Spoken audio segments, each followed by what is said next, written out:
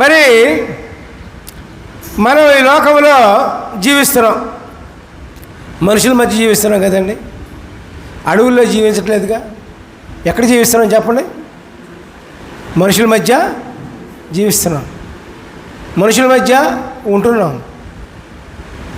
మరి మనుషుల మధ్య ఉన్నప్పుడు మనం అందరితో మంచివారు అనిపించుకోవాలని ఉంటుందా లేదా చెప్పండి? అబ్బా వీడు భలే మంచివాడు రా అనుకో, మంచివాడు చూసి. ఇంకోటి వెళ్తున్నాడు అనుకో, అబ్బో వీడి పెద్ద చెడ్డవాడు రా అనుకోరు.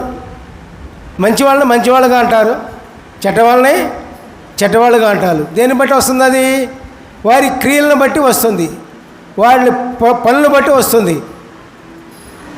మంచి క్రియలు చేసేవాడిని అబ్బా వీడు ఉన్నాడు రా భలే మంచివాడు వీడు అనుకుంటాం మనం, అవునే కదా అండి. తర్వాత మానవుల మధ్య మనము జీవించేటప్పుడు మంచివాడుగా ఉంటే దేవుని దృష్టిలో కూడా నువ్వు మంచివాడువే. హల్లెలూయా, praise the lord.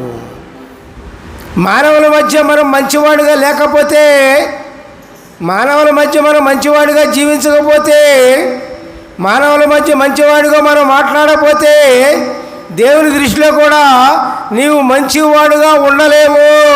Hallelujah, praise the lord.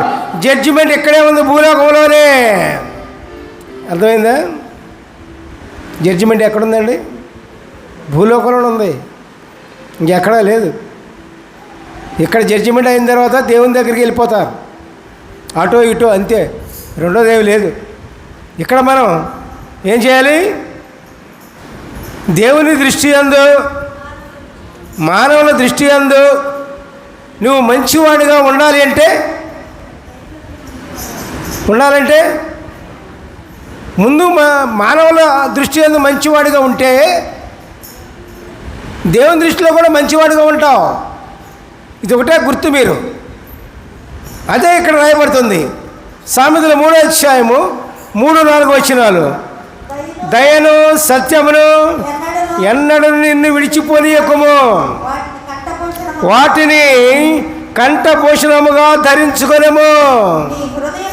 నీ హృదయమును పలక మీద వాటిని వ్రాసికొనెము.